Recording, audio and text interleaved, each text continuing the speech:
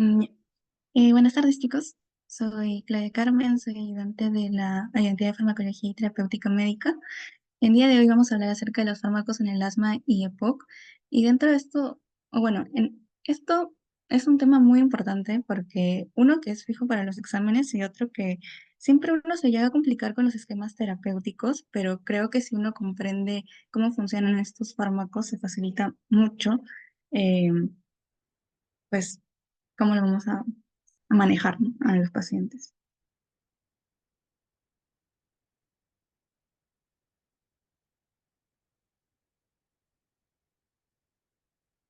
Ya.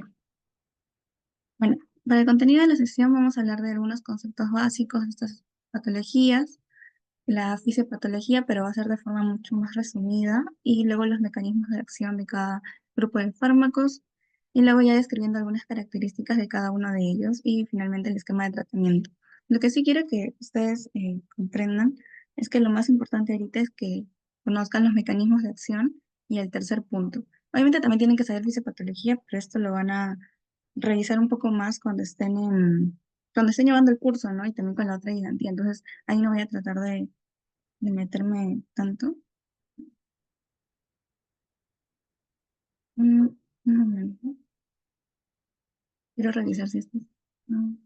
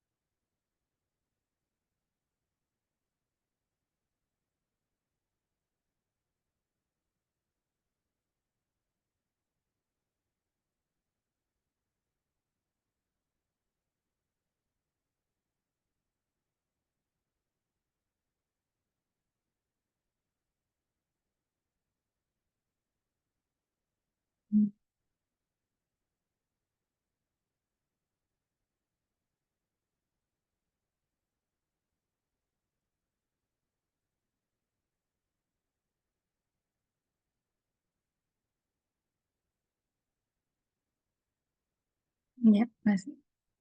Entonces vamos ahora sí a comenzar. Me quería revisar cómo estaba mi dispositivo en una parte de la configuración. Ya.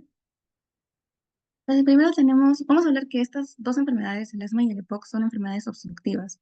Esto, como lo van a ver un poco más en fisiopatología, implica que va a haber un estrechamiento excesivo de los bronquios y bronquiolos. Entonces, hay dos patologías importantes que son precisamente estas. Primero, hablando un poco del asma de forma bastante general, esta es una enfermedad respiratoria inflamatoria crónica. Es importante que conozcan estas características, que es inflamatoria y es crónica, es decir, que no es un cuadro agudo corto, ¿no? Sino que más bien se da por años en los pacientes y tiene un proceso de inflamación, es decir, van a haber citoquinas y otros elementos implicados. Además, las dos características de esta patología son la hiperreactividad bronquial y la obstrucción del flujo de aire. Eso quiere decir que, ¿a qué se refiere con hiperreactividad bronquial? Lo vamos a ver un poco más adelante, pero es que digamos que la sensibilidad no es la adecuada, se desmesura la respuesta que se da por parte de los bronquios y eso pues genera una obstrucción del flujo de aire. Ahora, dos características es que el asma es heterogéneo y también es reversible. ¿A qué nos referimos con heterogéneo? Que la forma en la que se presenta no siempre va a ser la misma para cada paciente, para cada persona, sino que algunos pueden tener más de una cosa, pueden tener, por ejemplo, más disnea u otros presentar más sibilantes, incluso la gravedad de cada síntoma va a ser muy variable, ¿no? Y es reversible, eso quiere decir que con los fármacos que le podemos dar al paciente, podemos retroceder los cambios, ¿no? Puede haber un punto en el que sí tengan cambios irreversibles, pero eso no es tan común. Ahora, en cuanto a las manifestaciones clínicas, va a haber una opresión en el pecho, en el paciente, disnea, es una falta de aire, sibilantes en el pecho, que si alguno de ustedes ha tenido asma o tiene algún familiar con asma, puede llegarlos a haber escuchado. Eh, ya en el caso de que sean pues más graves, se van a escuchar mucho más fuertes, ¿no? Pero son usualmente un poco más ligeros y precisamente como silbido. La dificultad respiratoria, una tos seca y la incapacidad para dormir, porque usualmente estos síntomas se presentan más en la noche. Por eso es común que vayan los niños o incluso adultos que tienen asma, pues, al hospital en la noche por una crisis asmática, ¿no? Ahora, ¿qué fármacos vamos a utilizar? Vamos a usar glucocorticoides, antileucotrienos, beta-2 agonistas, anticolinérgicos y xantinas, aunque estén en mucha menos cantidad o menos frecuencia que las otras mencionadas. Entonces, acá vamos a dividir en dos grupos. El primero van a ser los antiinflamatorios, que van a estar pues, funcionando aquí, y luego los broncodilatadores, que serían los beta-2 agonistas, anticolinérgicos y xantinas. Ya. Para, para hablar acerca de el mecanismo de acción de estas patologías, primero hay que hablar de la fisiopatología en sí, ¿no? Y esto va a estar implicado con un proceso que es la hipersensibilidad tipo 1. La hipersensibilidad tipo 1 es algo que también van a poder estudiar en inmunología, porque hay cuatro tipos de hipersensibilidad, no sé si por ahí también sabe, pero entonces acá hay un proceso muy importante, ¿no? Vamos a ver. Ahora, esto representa nuestro alérgeno. El alérgeno, ¿a qué nos referimos con alérgeno en asma? Es cualquier sustancia, ¿no?, que produce la respuesta. A veces puede ser el polvo, entre otros, el pelo de gato también, o pelo en general, ¿no? Entonces, este alérgeno llega y va a atravesar al epitelio respiratorio. Al atravesarlo va a producir alarminas que por ende van a generar citocinas y van a mandar señales a las células dendríticas para que puedan eliminarlo, ¿no? Estas células dendríticas van a mandar señales igualmente, estas señales, al linfocito T helper, que, bueno, mediante este proceso se va a convertir en el T helper 2. Esto también va a producir unas citocinas que van a ser la interleucina 5, y van a reclutar eosinófilos mediante esta interleucina, ¿no? Estos eosinófilos usualmente están en la sangre periférica, pero mediante este proceso es que van a llegar a la zona donde están los alérgenos y van a eliminar al mismo tiempo mediadores proinflamatorios como los citocinas, leucotrienos y camitriptasas. Ahora,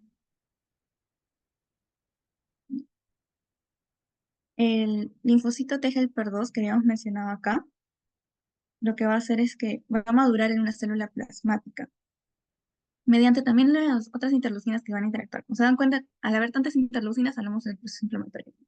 Entonces, esta célula plasmática que ya ha madurado, se va a encargar de producir algunos anticuerpos, como en este caso las inmunoglobulinas E, que van a tener un receptor específico a nivel para un alérgeno y lo va a fijar en el mastocito, ¿no? Digamos que este es su receptor, lo va a fijar aquí.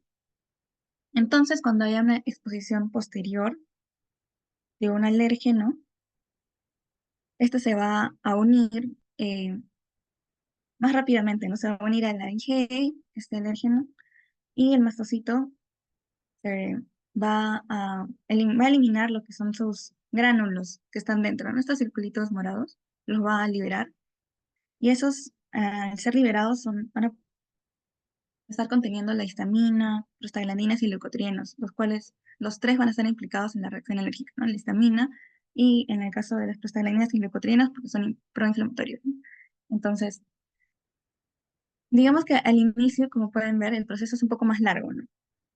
En el cual van a haber distintas células que están implicadas, tienen que activarse, madurar otras células, producir varias interleucinas, todo para llegar a que la célula plasmática ya esté madurada, produzca la IgE y esta IgE pueda tener el receptor con el mastocito.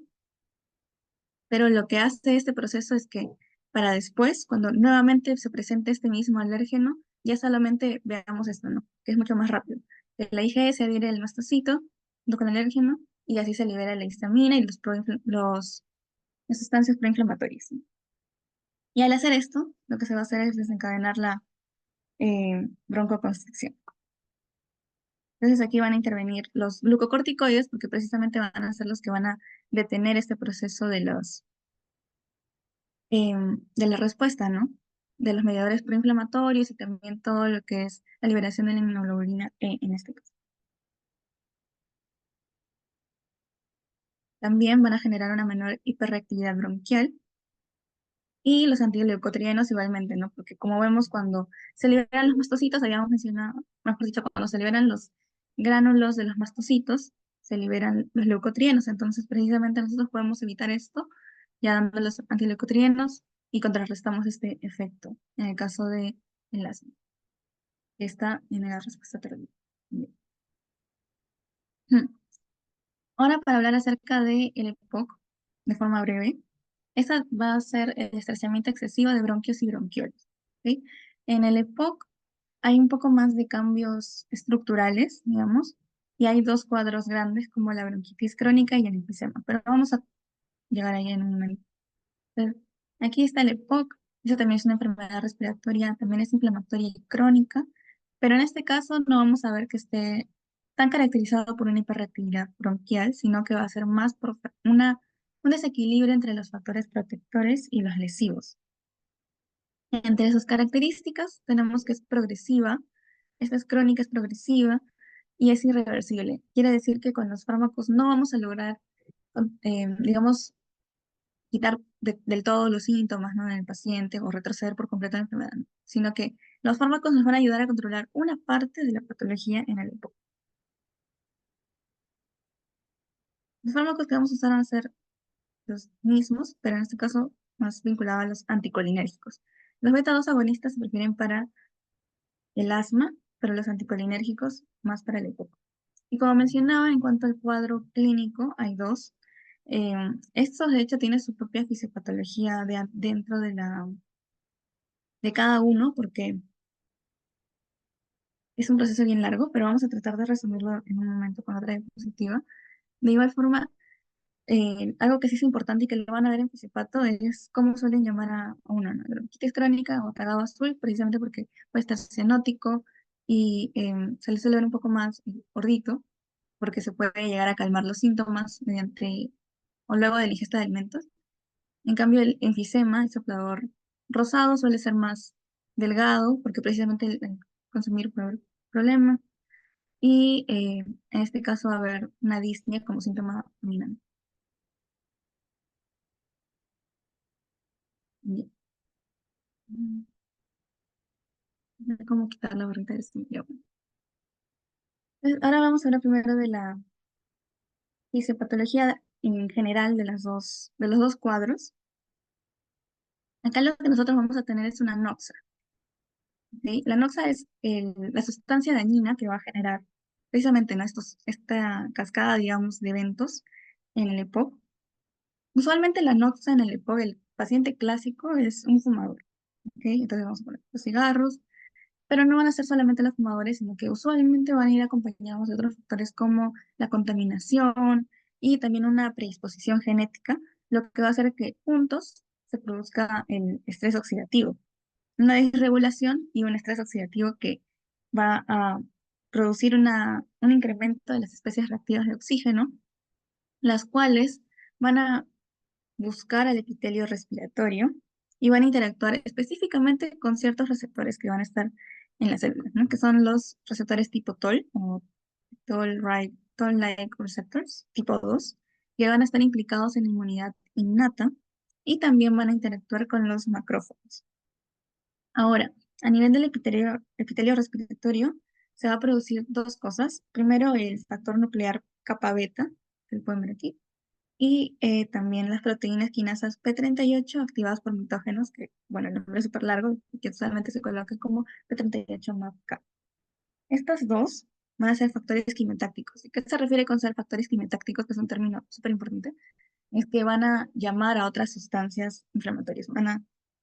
Y en este caso van a llamar a los linfocitos el TCD8, el TCD4, van a llamar a los neutrófilos, los cuales son muy importantes en esto, ahí a los monocitos y luego a los macrófagos, ¿no? Ahora, ¿por qué son importantes los neutrófilos? Porque estos van a producir una proteasa, la cual va a ser la elastasa neutrofílica, que va a ser una de las más involucradas en todo el cuadro del EPOC, de todo lo que, los cambios que se producen. Y también vamos a tener el rol de los macrófagos, los cuales van a producir citocinas inflamatorias, nuevamente como la interleucina 1 y el factor de necrosis tumoral alfa. Entonces también lo que vamos a poder ver en estos pacientes es una inflamación sistémica y una afectación a nivel de la vía respiratoria, los vasos sanguíneos y pared alveolar, lo cual genera que haya varios cambios, como les dije, estructurales, y ya depende de cada una de las patologías, ¿no? Ya si es enfisema o bronquitis crónica. Ahora, ¿qué es también importante aquí? Que la única parte reversible en sí de esta patología va a ser la broncoconstricción, que es la que está mediada por el sistema colinérgico que vamos a ver en un momento. Entonces, esta eh, broncoconstricción se va a tratar de contrarrestar con los anticolinérgicos, ¿no? Entonces, ese es el fármaco principal en el EPO. Ahora sí, vamos a hablar un poco más acerca de ya de los grupos de fármacos. Primero los glucocorticoides, que eran los que ya mencionamos, lo que va a hacer es detener pues la respuesta, ¿no? De las células, de toda la activación que habíamos visto en el asma, ¿no? Entonces acá tenemos la beclometasona, budesonida y fluticasona, y también los antileucotrienos, que son los que terminan en cas, así lo pueden recordar, como montelukast y cefilukast. Para ver un cuadro corto de esto, voy a mover la barra de zoom abajo. Tenemos que estos cuatro fármacos se van a administrar de forma inhalatoria. De hecho, en el asma es muy común ver fármacos inhalatorios, los sprays, los típicos sprays, y se suele restar incluso en puff de los pacientes, ¿no?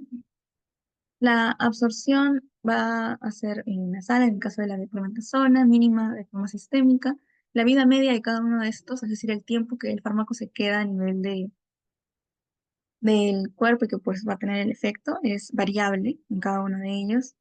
Podemos ver que la fluticasona tiene un tiempo más largo, entonces requerirá menos aplicaciones, y la biodisponibilidad más alta, que es decir, la cantidad que llega del fármaco a la circulación, es máxima, ¿no? En la budesonida.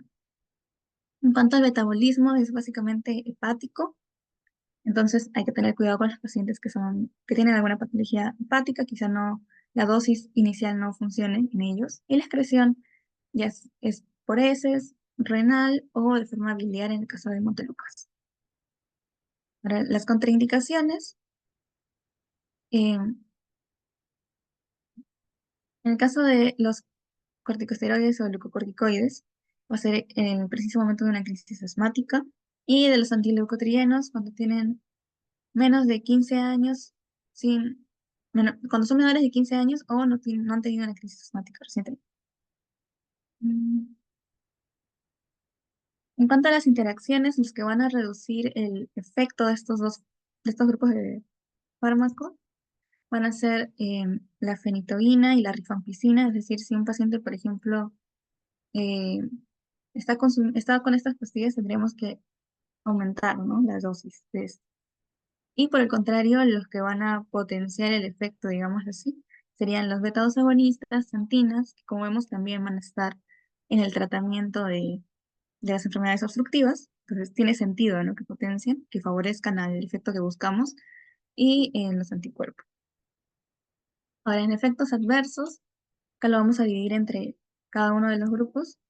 Los glucocorticoides pueden producir candidiasis orofaringia, disfonía, infecciones y bueno, ya menos frecuente hipertensión arterial y neumonías. Esto de la candidiasis orofaringia y las infecciones es porque pone un poco más susceptible al paciente a precisamente que se infecte, ¿no? De algo. Entonces, las candidiasis usualmente se dan cuando está un paciente con una menor respuesta inmune. Entonces, tiene sentido que se produzca una candidiasis, que se produzcan infecciones y también neumonías. Y en cuanto a los antileucotrienos, puede producirse cefalea, dolor abdominal, insuficiencia eh, renal aguda y insomnio. Ahora vamos a hablar acerca de los broncodilatadores, de los cuales todavía no explicamos su mecanismo, y esto sí es bien importante. Acá vamos a tener a los tres grupos que había mencionado, ¿no? Los beta 2 agonistas, las antinas y los anticolinérgicos. Entonces, en el pulmón vamos a ver al músculo liso, ¿no? Nos sacamos las capas, músculo, y aquí estaría actuando o interviniendo el sistema nervioso autónomo. Y este es, como ya sabemos, se va a dividir en dos, en simpático y parasimpático. En el simpático van a haber algunos neurotransmisores que van a estar implicados. En el caso del simpático, pues tenemos a la noradrenalina, y esta va a interactuar con el receptor beta 2. Al interactuar con este, al estimularlo, va a producir una relajación. Igual lo voy a explicar más a fondo en el siguiente. Y en el caso del parasimpático tenemos otro neurotransmisor, ¿no? Que es la acetilcolina, y esta acetilcolina va a interactuar con el receptor muscarínico M3, y esto va a producir una contracción. Entonces vemos que son efectos opuestos, como suele ser, ¿no?, en el simpático y parasimpático.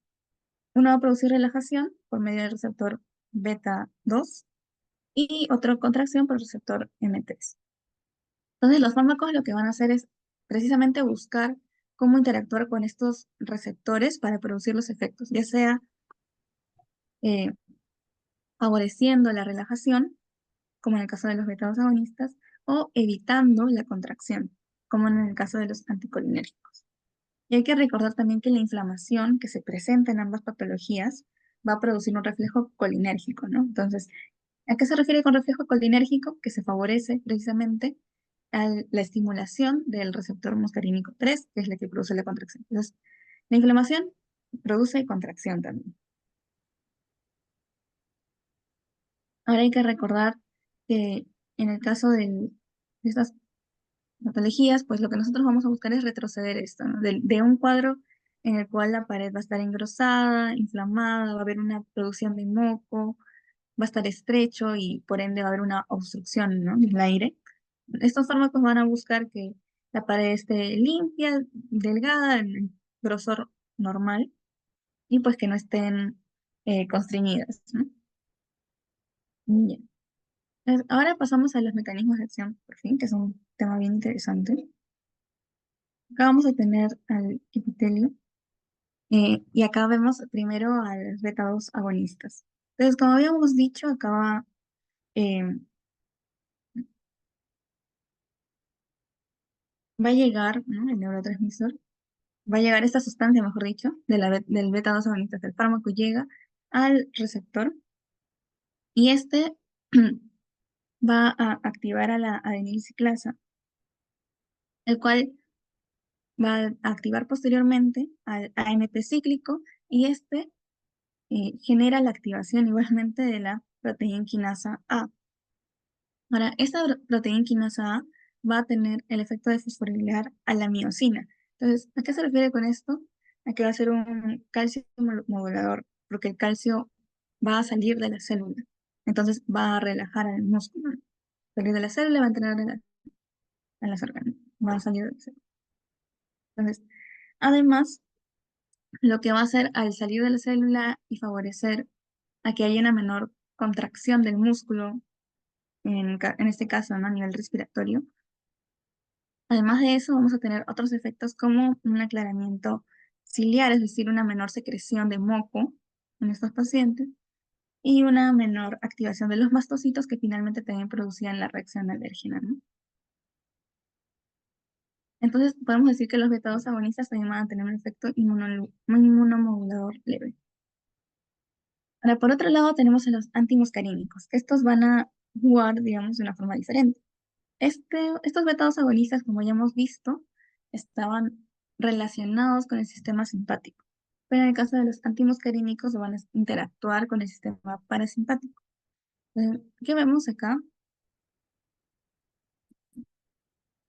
Aquí en el sistema parasimpático llegan los neurotransmisores, y lo que va a generar es una activación de la fosfolipasa C. Y esta fosfolipasa C va a activar a varias sustancias, al tiacilglicerol, a la fosfocinasa C y al inositol trifosfato. Entonces, ¿qué van a hacer estas sustancias? Van a producir que se meta el calcio a la célula. Entonces, si se mete el calcio a la célula, tiene un efecto contrario a los beta-2 agonistas. Van a generar una mayor contracción del músculo y también por medio de la fosfocinasa C vamos a ver una mayor producción de secreciones. Entonces, ¿qué vamos a buscar aquí? Que se inhiba todo esto, ¿no? Entonces, los antimuscarínicos van a hacer eso, van a inhibir esta cascada, digamos así, y van a favorecer de esta forma una menor contracción del músculo, ya que el tema de las secreciones es mínima realmente. Entonces, los antimuscarínicos se pueden ver más que nada para la función solamente de relajación del músculo, más que para, digamos, eliminar o reducir la secreción de moco, ¿no? Ya que para secreción de moco va a ser principalmente los beta-2 agonistas. Entonces, ¿qué vemos? Los antimuscarínicos tienen menos funciones que los beta-2 agonistas. Adicionalmente vamos a ver a las santinas, que como les dije, esto ya no se utiliza mucho porque no son fármacos muy seguros, que digamos. Y acá las santinas, ¿qué van a hacer? Eh, Van a actuar igual a nivel del sistema simpático, de lo que habíamos mencionado. Recordamos, ¿no? El AMP cíclico, que era el que puede producir la proteína quinasa A. Entonces, las antinas van a activar a esta y van a, mediante la fosfodiesterasa E, la fosfodiesterasa E es uno que está inhibiendo usualmente al MP cíclico. Entonces, lo que hace las antinas es inhibir a este y así favorece que se produzca igualmente, ¿no? Los efectos de la activación de la proteína quinasa A y luego el ingreso del calcio a la célula y por ende la relajación del músculo. Mm. Además, las antinas también van a lograr otros efectos como eh, la reducción de la activación de los mastocitos, una mayor contracción del diafragma, lo que va a favorecer al paciente, y bueno, la liberación de la interleucina 10. Ahora sí, para hablar ya de cada grupo, vamos a ver a los beta-2 agonistas que tienen a los SABA, ¿no? ¿Qué son los SABA? Los eh, beta-adrenérgicos de acción corta, los short action, por eso SABA, ¿no? Y a los LABA, que de forma similar van a ser long action, acción larga. Entonces, en los SABA tenemos a los bien conocidos, bueno, el salbutamol, que es súper conocido, y la terbutalina. Y en LABA tenemos al salmeterol y al formoterol. Ahora, aquí vamos a ver igualmente la parte de la farmacocinética de estos fármacos, al albuterol, que es lo mismo que salbutamol, de hecho, que la administración, si bien puede ser variada, vamos a quedarnos con que es inhalatoria en todos, ¿ya? Porque es lo principal, inhalatoria, o también puede darse por nebulización, que es cuando se le da una mayor concentración y de forma constante al paciente para sacarle una crisis. En cuanto a la absorción y distribución de estos fármacos, los short action, por algo se llaman así, van a iniciar mucho más rápido en, su efecto en los pacientes. Como podemos ver en el albuterol, su inicio es en 5 minutos, en máximo 30 minutos, y en el caso de la terbutalina, igual en 5 a 30 minutos, con vía inhalatoria. Y su vida media, en el caso del salbutamol, es de 4 a 6 horas, es decir, es una vida media bastante estable, ¿no? El caso de la terbutalina eh, es un poco más larga también, de 11 a 16. El metabolismo en estos dos fármacos van a ser hepática, de forma hepática, y la excreción principalmente renal. Ahora, en el caso de acción larga, vemos que su vida media obviamente va a ser más larga, ¿sí? Y el formoterol sí tiene un inicio de 15 minutos, ¿no? No es tan extenso periodo para que inicie su acción. Los tres van a ser de forma hepática y principalmente renal, pero en este caso tenemos que más por heces, ¿no? En el caso del salmeterol y el arformoterol, el formoterol. Ahora, las contraindicaciones, como en todo fármaco, de hecho, la hipersensibilidad, que es cuando el paciente no tiene una respuesta desmedida al fármaco, ¿no? Y puede producir una alteraciones en general en piel, pues, en básicamente muchos sistemas. La hipocalemia es una contraindicación muy importante y por ende las arritmias, que las arritmias también tienen relación con el potasio, ¿no? Como quizá ya van a reducir con fisiología. Entonces, por ende, ambos. De hecho, esta puede ser en el caso de las interacciones, vamos a ver que los que van a reducir el fármaco de estos beta-2 agonistas o de la acción van a ser los beta-bloqueantes, precisamente su mismo nombre te dice es lo contrario, los diuréticos y los hipocalcemiantes. ¿Por qué los hipocalcemiantes? Nosotros dependemos de cuánto calcio esté saliendo. Entonces, si más bien reducimos el calcio, no favorecen. Y los que van a aumentar su acción, su efecto de estos fármacos van a ser los corticoides, las antinas y los anticolinérgicos. En efectos adversos, las arritmias, básicamente, la hipocalemia, las taquicardias, nerviosismo, hiperactividad, náuseas, calambres y una menor regulación de receptores. Eso es un riesgo con varios fármacos, de hecho, porque como interactuamos tanto con los receptores, puede haber una sobreestimulación, que luego no respondan bien, así. Pero eso es raro, realmente.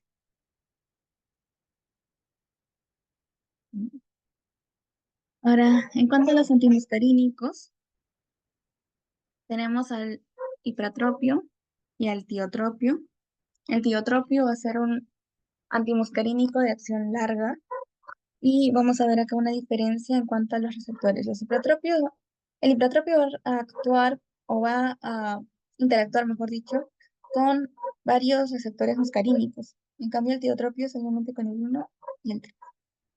Y luego tenemos a las antinas, que está la teofilina y la aminoxidilina, pero se usa más que nada en asma aguda. Ahora, para ver un poco de la farmacocinética, el ipratropio, tiotropio, vemos que su inicio no tarda mucho, de 15 a media hora según el fármaco. Su duración, en el caso del ipratropio, es más o menos corta, de 3 a 4 horas para que inicie el efecto, y la vida media es de 2 horas, que también es un poco corta. Y en cambio, el tiotropio puede tener un tiempo de efecto máximo de 1 a 4 horas, ¿no? Que eso es conveniente en el caso de en el caso del mantenimiento del paciente. Y en cuanto a la teofilina, el tiempo de efecto máximo es 60 minutos. Entonces también nos ayuda a sacarle eh, del cuadro, ¿no? De un cuadro agudo a un paciente. Metabolismo por vía hepática y excreción de forma renal. Las contraindicaciones, hipersensibilidad como siempre, fibrosis quística, glaucoma de ángulo estrecho, hipertrofia prostática, precisamente por la interacción que hay con los mismos receptores, con el receptor muscarínico, y en el caso de las antinas, una taquiarritmia o un infarto reciente. De hecho, por esto eh, y por los efectos adversos es que también se trata de evitar el uso de las antinas. En cuanto a las interacciones, los que van a reducir el efecto de estos fármacos, en el caso de los antimuscarínicos, no darlo junto a anticolinérgicos. eh, Mejor, bueno, acá hay un error. Más bien, en el caso de las antinas, sería no, que no se le debe dar junto a macrólidos, betabloqueadores ni ranitidina, y los que van a aumentar el efecto van a ser los corticoides, beta-2 agonistas y anticuerpos. En efectos adversos, en el caso de los antimuscarínicos, alergia, mareos, disfonía, ilio y glaucoma. Por ende, también estaba con contraindicaciones, ya que el paciente que ya tiene glaucoma pues puede empeorar el cuadro. Y en santinas, las arritmias en general, hipotensión, ERGE, que es muy importante esto, y una mayor diuresis. Ahora, las indicaciones de estos fármacos en asma o cómo va a ser el esquema. Este esquema va a seguir una escalerita. De hecho, cada año se actualiza la forma en la cual se va a dar estos fármacos a los pacientes. Ahorita lo importante es que ustedes se acuerden cómo funcionan o cuál es el mecanismo de acción de cada uno de ellos, porque con eso lo van a poder deducir y saber cómo se clasifican, ¿no? Entre antimuscarínicos, beta-2 agonistas y dentro de los beta-2 agonistas también cuáles son de acción corta y de acción larga. Si se acuerdan eso, van a entender mucho más fácil la parte de esquema de tratamiento, que recién lo deben priorizar un poco después, pero igual lo vamos a mencionar aquí. El paso uno o 2 es cuando el paciente está bastante estable, entonces solamente se le daría en caso, o sea, a demanda, cuando lo necesite. Se le daría un glucocorticoide y el formoterol, ¿no? En el caso de que lo necesite. Y esto, ¿a qué llamamos cuando está estable? En el paso uno, cuando tiene síntomas menos de 2 veces al mes. Ahora, si vemos un paciente que tiene síntomas más de 2 veces al mes, pero no es de forma diaria, pasamos a otro paso, ¿no? El paso 3, que ya hablamos de un mantenimiento, en el cual vamos a tener una dosis baja de los corticosteroides o los glucocorticoides que se le puede adicionar el formoterol. Ahora, si los síntomas son casi diarios y se exacerba el asma al caminar más de una vez a la semana, pasamos al paso 4, en el cual ya se da una dosis media de estos fármacos. Y por último, si los síntomas son casi diarios, se incrementan al caminar más de una vez a la semana y hay una función pulmonar baja, eso se va a ver mediante exámenes, porque en este punto ya el paciente va a estar más grave, ¿no? Pues, ¿qué se va a hacer? Se va a añadir un antimuscarínico de acción larga, que eran de los que vimos hace poco, los últimos, y se va a considerar adicionar, se va a primero considerar una dosis alta de los glucocorticosteroides y adicionar otros fármacos en sí, por ejemplo, las anti-inmunoglobulina E, también inmunomoduladores en general, básicamente, que ya funcionan de otra forma, que no es frecuente usar en estos casos, pero que sí, si el paciente no se controla con todo lo anterior, sí puede ser recomendado. Ahora, algo importante en estos pasos es que también, en lugar del formoterol, que lo vemos de forma tan frecuente aquí, se puede dar un SABA con un LABA a demanda. A dar un lava y ya si el paciente, si solo está demanda, el SABA, ¿no? Pero si requiere mantenimiento, el lava también. Ahora, esto está basado en la guía GINA, que es muy, muy conocida, de hecho.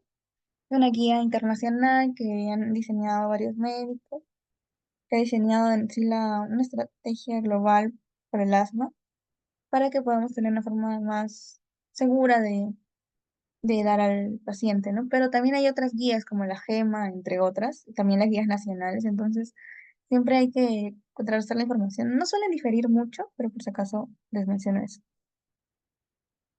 Y ahora, por último, en el EPOC, vamos a tener dos esquemas, el manejo inicial y de mantenimiento. En el inicial, eh, vamos a ver, ¿no? Por grupos. Si tiene solo de 0 a 1 exacerbación moderada, eh, lo que vamos a utilizar inicialmente sería un broncodilatador, pero si en un test que le suelen realizar a los pacientes tiene un puntaje un poco más alto, se le puede dar un LABA con un LAMA. Por otro lado, si el paciente tiene exacerbaciones, más de 2 exacerbaciones moderadas, o al menos una que le haya llevado a la hospitalización, o sea, que una que haya sido bastante grave, se le va a dar LABA con LAMA y se le puede considerar glucocorticoides si los eosinófilos están más de 300. Por otro lado, en la parte de mantenimiento, porque eso es cuando recién llega el paciente, cuando recién se le está tratando, ¿no? Ya cuando está estable, vamos a hablar de la parte de mantenimiento y lo vamos a dividir entre disnea y exacerbaciones. Si el paciente está, o su crisis en este momento es de disnea, si lo que queremos tratar en este momento es la disnea, se le suele dar LABA o LAMA, si es más fuerte, digamos, ambos, y se debe considerar cambiar el dispositivo, el principio activo o investigar otras causas de disney, ya que si no funciona esto, pues quizá no sea tanto por el EPOC, ¿no? Por otro lado, también tenemos las exacerbaciones, que inicialmente se va a decidir entre LABA o LAMA. Si los eosinófilos en sangre son menores de 300, darle ambos. Si son mayores de 100, se le da con glucocorticoides. Si son menores a 100, se le puede adicionar igual, ¿no? Otros fármacos, como la roflumilast y la citromicina. Pero básicamente está referido al LAMA o LAMA, si lo requiere, ambos, y si está en un cuadro más grave, los glucocorticoides. Y también se puede usar la acitromicina, pero más que nada en exfumadores. Y bueno, eso sería todo por esta oportunidad. No sé si tienen alguna pregunta.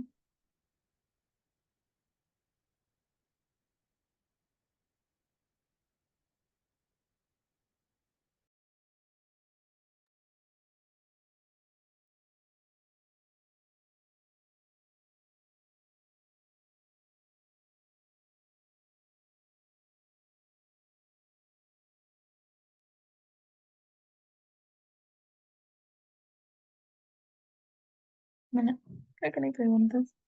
Si no hay preguntas, sería todo por esta oportunidad. Igual, lo que les recomiendo que revisen siempre es el mecanismo de acción, las, los efectos adversos y contraindicaciones. Eso es lo que más les va a servir después. Al menos yo con los mecanismos de acción los saco para esquemas. Y en este caso el esquema sí requiere que se acuerden, ¿no? Cómo funciona cada uno de ellos para que puedan adicionar los fármacos. Y bueno, creo que eso sería todo por hoy. Muchas gracias.